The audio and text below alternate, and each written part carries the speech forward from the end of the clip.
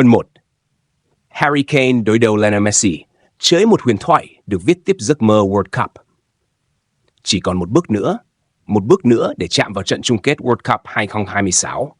Và lá thăm của số phận đã tạo nên một trong những cặp đấu đáng chờ đợi nhất của bóng đá thế giới. Anh đối đầu Argentina, Harry Kane đối đầu Lionel Messi.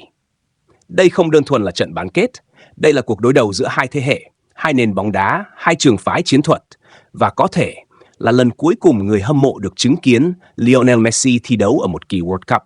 Nếu điều đó trở thành sự thật, thì trận đấu này sẽ mang ý nghĩa vượt xa một tấm vé vào chung kết. Đó sẽ là cuộc chiến để bảo vệ di sản. Một bên là đội tuyển Anh. Sau nhiều năm bị gắn với cái mác thế hệ vàng không danh hiệu, Tam sư giờ đây đang bước vào giai đoạn chín mùi nhất. Harry Kane vẫn là thủ lĩnh trên hàng công. Jude Bellingham đã trưởng thành một tiền vệ toàn diện. Bukayo Saka ngày càng sắc bén ở những tình huống 1 đối 1. Declan Rice kiểm soát tuyến giữa bằng nguồn năng lượng gần như vô tận. Và quan trọng hơn cả, Thomas Tuchel đã mang đến một phiên bản tuyển Anh thực dụng hơn, linh hoạt hơn và lạnh lùng hơn trong các trận đấu loại trực tiếp. Ở chiều ngược lại, Argentina vẫn giữ được bản lĩnh của nhà đương kim vô địch. Có thể họ không còn áp đảo đối thủ bằng tốc độ hay sức mạnh, nhưng họ sở hữu thứ kinh nghiệm mà không đội bóng nào có thể mua được. Họ biết cách kiểm soát cảm xúc, biết khi nào cần tăng tốc, biết khi nào phải kéo trận đấu theo nhịp độ mình mong muốn. Và trên tất cả, họ vẫn còn Lionel Messi. Có những cầu thủ tạo ra cơ hội, có những cầu thủ ghi bàn, nhưng Messi thuộc nhóm rất hiếm có khả năng thay đổi hoàn toàn cấu trúc phòng ngự của đối phương chỉ bằng một pha chạm bóng. Chính điều đó khiến mọi hệ thống chiến thuật đều phải điều chỉnh khi đối đầu với anh. Đây cũng là điểm hấp dẫn nhất của trận bán kết. Một bên là tập thể có tính tổ chức rất cao. Một bên là đội bóng luôn biết cách tạo ra khoảnh khắc thiên tài. Nếu nhìn từ góc độ dữ liệu, cả hai đội đều có nhiều điểm tương đồng. Họ không phải những đội cầm bóng nhiều nhất giải, nhưng đều nằm trong nhóm có hiệu quả chuyển đổi trạng thái cao. Số cơ hội nguy hiểm của cả Anh và Argentina không đến từ việc dồn ép liên tục, mà đến từ khả năng tận dụng rất tốt những khoảng trống xuất hiện trong vài giây ngắn ngủi. Đó là lý do giới chuyên môn đánh giá đây có thể là trận đấu có tính chiến thuật cao nhất kể từ đầu World Cup. Một chi tiết rất đáng chú ý, cả Thomas Tuchel lẫn Lionel Scaloni đều không phải những huấn luyện viên thích mạo hiểm ở vòng knockout. Họ ưu tiên sự cân bằng, ưu tiên hạn chế sai lầm, ưu tiên kiểm soát khoảng trống trước khi nghĩ đến việc kiểm soát bóng. Điều đó đồng nghĩa với việc trận đấu nhiều khả năng sẽ không bùng nổ ngay từ những phút đầu. Hai đội sẽ dành thời gian thăm dò, liên tục điều chỉnh vị trí, ép đối phương phải để lộ điểm yếu trước khi tung ra đòn quyết định. Và chính ở đây, vai trò của những ngôi sao sẽ trở nên đặc biệt quan trọng. Một đường chuyền của Messi, một pha di chuyển của Kane, một tình huống băng lên của Bellingham, hay một pha bứt tốc của Saka. Chỉ một khoảnh khắc cũng có thể định đoạt cả giải đấu. Nhưng nếu bỏ qua những cái tên nổi tiếng ấy, điều gì mới thực sự quyết định thắng thua? Là khả năng pressing? Là tỷ lệ kiểm soát bóng? Hay là cuộc chiến âm thầm ở khu vực giữa sân, nơi từng mét không gian đều phải trả giá bằng mồ hôi và thể lực? Trong phần tiếp theo, Skyview Football sẽ phân tích từng cuộc đối đầu chiến thuật quan trọng nhất. Harry Kane sẽ làm gì để kéo giãn hàng thủ Argentina? Lionel Messi sẽ được giải phóng bằng cách nào? Declan Rice hay Enzo Fernandez sẽ là người kiểm soát nhịp độ trận đấu? Và đâu là điểm yếu mà cả hai huấn luyện viên đều đang cố gắng che giấu trước giờ bóng lăn? Tất cả sẽ được giải mã ngay sau đây. Phần 2. Cuộc chiến của những siêu sao. Kane, Messi và chân địa ở tuyến giữa. Nếu bán kết World Cup 2026 chỉ được quyết định bởi danh tiếng, có lẽ đây sẽ là cuộc so tài giữa Harry Kane và Lionel Messi. Nhưng ở cấp độ cao nhất của bóng đá thế giới, không một cá nhân nào có thể chiến thắng một mình. Điều quyết định thành bại luôn là cách cả hệ thống vận hành để đưa ngôi sao của mình vào vị trí thuận lợi nhất. Và đó chính là điều làm nên sức hấp dẫn của trận bán kết này. Harry Kane không chỉ là một trung phong. Trong nhiều năm, Harry Kane được biết đến như một sát thủ vòng cấm. Nhưng dưới thời Thomas Tuchel, vai trò của đội trưởng tuyển Anh đã thay đổi đáng kể.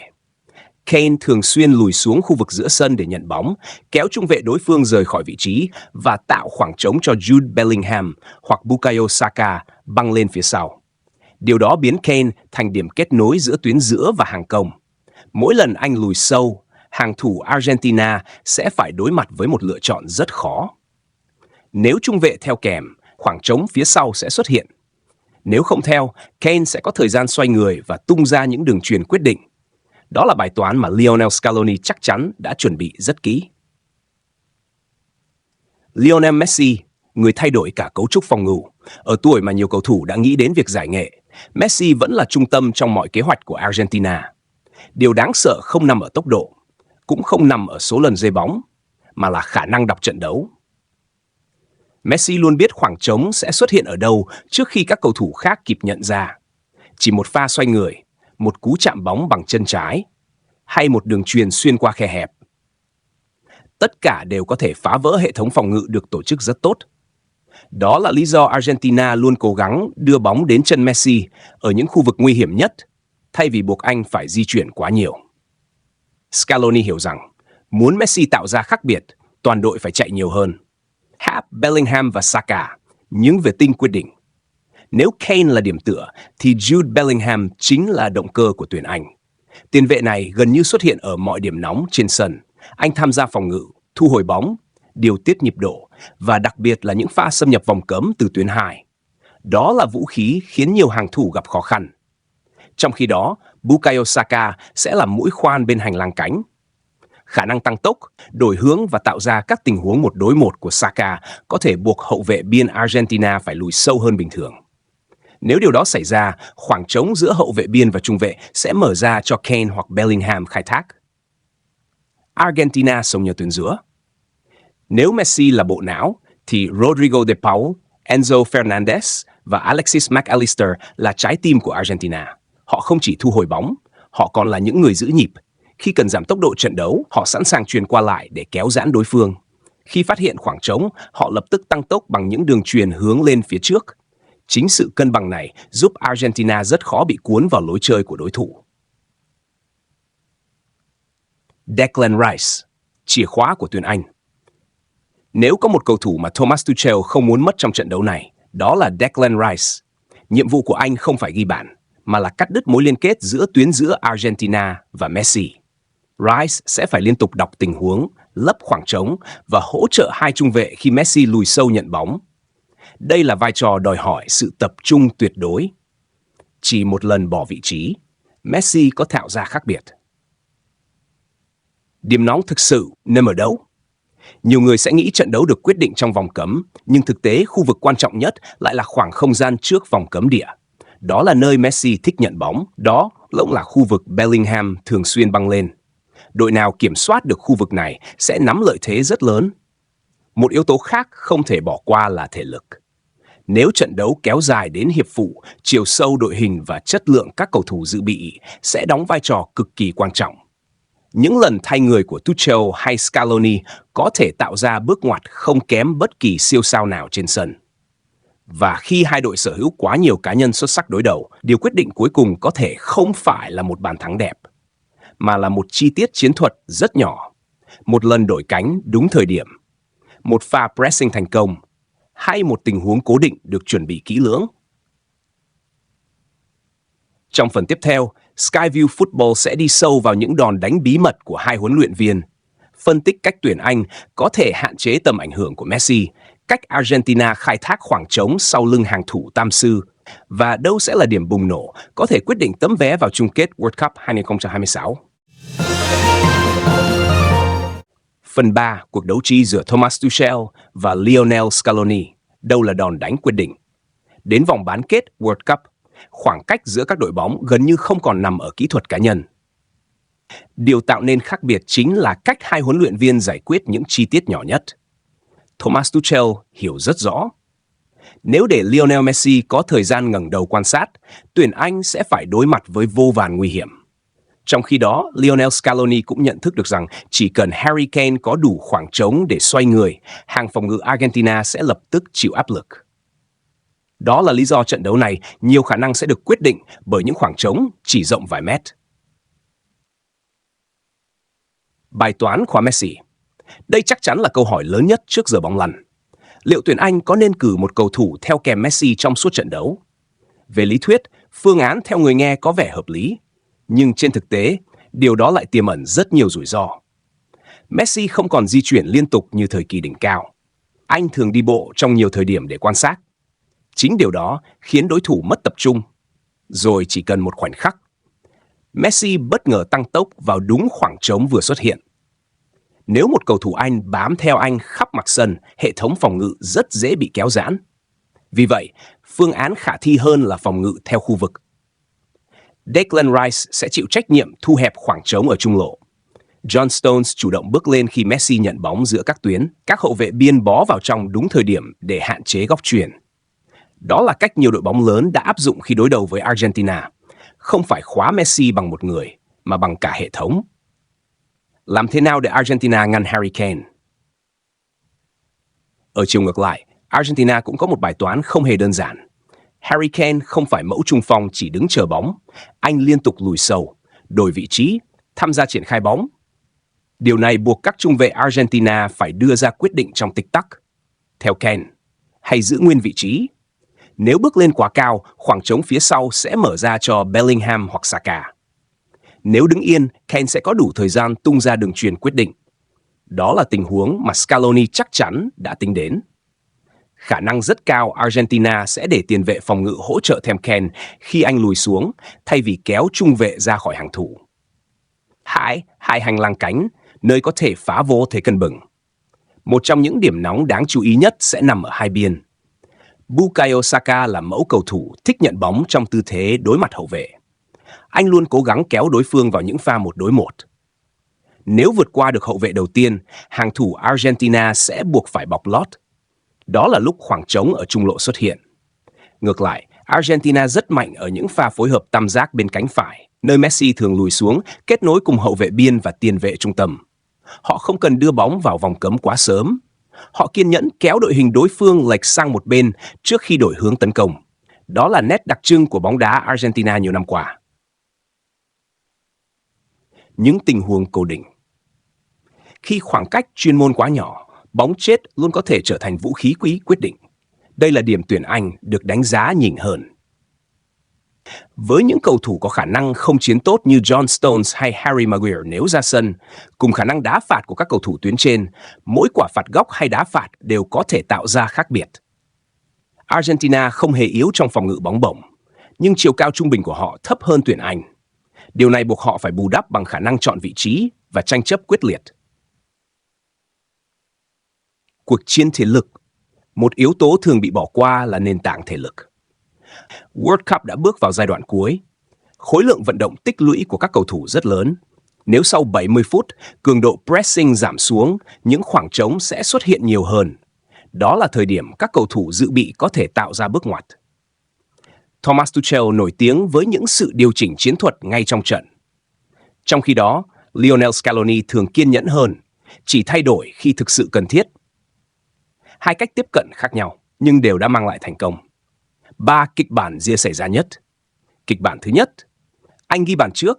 Khi đó, Tuchel nhiều khả năng sẽ kéo đội hình xuống thấp hơn, ưu tiên bảo vệ khoảng trống sau lưng hàng thủ và chờ thời cơ phản công bằng tốc độ của Saka hoặc các cầu thủ vào sân từ ghế dự bị. Kịch bản thứ hai, Argentina kiểm soát bóng nhiều hơn. Messi liên tục lùi xuống kéo giãn đội hình Anh trước khi tung ra những đường chuyền quyết định cho các mũi nhọn phía trên. Đây là cách Argentina thường sử dụng trước các đối thủ chơi phòng ngự khu vực. Kịch bản thứ ba, hai đội giằng co trong phần lớn thời gian, không ai dám mạo hiểm và trận đấu chỉ được quyết định bởi một khoảnh khắc xuất thần, một cú sút xa, một pha bóng cố định hoặc một sai lầm cá nhân. Đó cũng là kịch bản thường xuất hiện ở những trận bán kết World Cup có chất lượng chuyên môn cao. Nhưng sau tất cả những phân tích chiến thuật, câu hỏi lớn nhất vẫn còn ở phía trước. Đội nào đang có nhiều cơ hội hơn để giành tấm vé vào chung kết? Liệu bản lĩnh của nhà đương kim vô địch sẽ lên tiếng? Hay tuyển Anh sẽ viết nên chương mới cho thế hệ vàng của mình?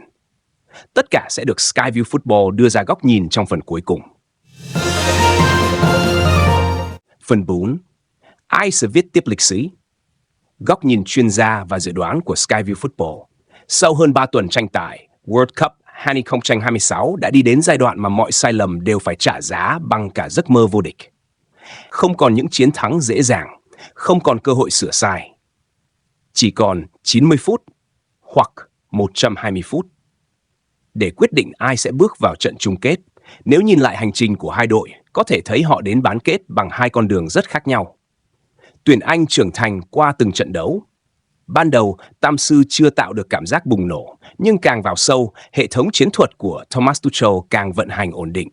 Khả năng pressing có tổ chức, cự ly đội hình hợp lý và sự linh hoạt trong chuyển đổi trạng thái giúp họ vượt qua những thời điểm khó khăn.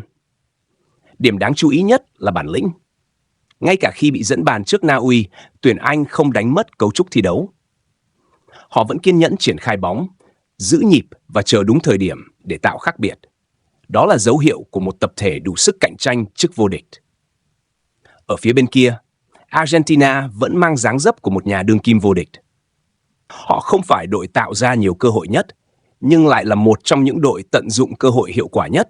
Khi cần chơi nhanh, họ có thể tăng tốc chỉ sau 2 hoặc 3 đường chuyền. Khi cần giảm nhịp, họ đủ kinh nghiệm để kéo trận đấu theo ý mình. Đó là phẩm chất rất hiếm trong bóng đá hiện đại. Điều ghi sẽ quyết định trận đấu. Theo góc nhìn chiến thuật, có 4 yếu tố mang tính quyết định. Thứ nhất, cuộc chiến ở khu trung tuyến. Nếu Declan Rice và Jude Bellingham kiểm soát được không gian trước hàng thủ, Messi sẽ phải lùi rất sâu để nhận bóng, làm giảm khả năng tạo đột biến gần vòng cấm. Ngược lại, nếu Enzo Fernandez và Alexis McAllister thoát pressing tốt, Argentina sẽ có điều kiện triển khai những pha tấn công nguy hiểm. Thứ hai, hiệu quả của hai hành lang cánh. Anh thường tạo khác biệt bằng tốc độ và khả năng xuyên phá của Bukayo Saka, trong khi Argentina thích kéo đối phương lệch sang một phía trước khi bất ngờ đổi hướng bằng những đường chuyền của Messi. Đội khai thác khoảng trống ở biên tốt hơn sẽ tạo ra nhiều cơ hội hơn. Thứ ba, các tình huống cố định. Ở những trận cầu cân bằng, một quả phạt góc hay đá phạt có thể quyết định số phận cả giải đấu. Đây là lợi thế tương đối của tuyển Anh nhờ khả năng không chiến và chiều cao của các cầu thủ. Thứ tư, những sự điều chỉnh từ băng ghế huấn luyện. Thomas Tuchel nổi tiếng với khả năng thay đổi cách vận hành ngay trong trận. Lionel Scaloni lại rất giỏi đọc diễn biến và đưa ra những điều chỉnh vừa đủ. Nếu trận đấu kéo dài sang hiệp phụ, những quyết định thay người có thể trở thành bước ngoặt. Dự đoán View Football dựa trên phong độ, cách tổ chức lối chơi và những gì hai đội đã thể hiện đến thời điểm này. Đây nhiều khả năng sẽ là trận bán kết cân bằng nhất của World Cup 2026. Tuyển Anh có lợi thế về thể lực, chiều sâu đội hình và khả năng tạo sức ép ở các tình huống cố định. Argentina lại nhìn hơn về kinh nghiệm ở các trận đấu loại trực tiếp và sở hữu cầu thủ có thể tạo ra khác biệt chỉ bằng một khoảnh khắc. Vì vậy, rất khó để kỳ vọng một trận đấu có nhiều bàn thắng. Kịch bản dễ xảy ra là hai đội nhập cuộc thận trọng, ưu tiên hạn chế sai lầm và chờ đối phương để lộ khoảng trống. Dự đoán của Skyview Football, Anh 1-1 Argentina sau 90 phút. Nếu trận đấu bước vào hiệp phụ, yếu tố thể lực và chất lượng cầu thủ dự bị có thể tạo ra khác biệt. Và nếu phải phân định trên chấm luân lưu, bản lĩnh cùng tâm lý sẽ trở thành yếu tố quyết định, bởi khoảng cách chuyên môn giữa hai đội là rất nhỏ. Đây là nhận định dựa trên phân tích chiến thuật và phong độ hiện tại, không phải khẳng định chắc chắn về kết quả. World Cup luôn có thể tạo ra những diễn biến vượt ngoài mọi dự báo. Một trận đấu vượt xa chiến thắng hay thất bại. Dù đội nào đi tiếp, bóng đá thế giới cũng sẽ được chứng kiến một trận bán kết đặc biệt. Một bên là thế hệ vàng của tuyển Anh đang khát khao chinh phục đỉnh cao. Một bên là Argentina với khát vọng bảo vệ ngôi vương và tiếp tục hành trình của Lionel Messi. Đây không chỉ là cuộc đấu giữa hai đội tuyển, đó còn là cuộc đấu giữa hai triết lý, giữa sức trẻ và kinh nghiệm, giữa kỷ luật tập thể và khả năng tạo đột biến của những cá nhân xuất chúng. Và có lẽ chỉ một khoảnh khắc thiên tài sẽ quyết định ai được quyền viết tiếp lịch sử. Theo bạn, ai sẽ là người hùng của trận bán kết này? Harry Kane, Jude Bellingham hay Lionel Messi sẽ tiếp tục tạo nên một đêm huyền diệu khác? Hãy để lại dự đoán tỷ số và cầu thủ xuất sắc nhất trận đấu ở phần bình luận. Skyview Football sẽ đọc, phản hồi và lựa chọn những nhận định sắc sảo nhất để xuất hiện trong video sau trận đấu. Nếu bạn yêu thích những phân tích chiến thuật chuyên sâu, những góc nhìn dựa trên dữ liệu thay vì chỉ dừng lại ở tỷ số, hãy nhấn like, đăng ký kênh Skyview Football và bật chuông thông báo để không bỏ lỡ những video mới nhất về World Cup 2026. Xin cảm ơn các bạn đã đồng hành. Hẹn gặp lại trong video phân tích sau trận bán kết, nơi chúng ta sẽ cùng mổ xẻ mọi chi tiết chiến thuật và những khoảnh khắc định đoạt tấm vé vào chung kết World Cup 2026.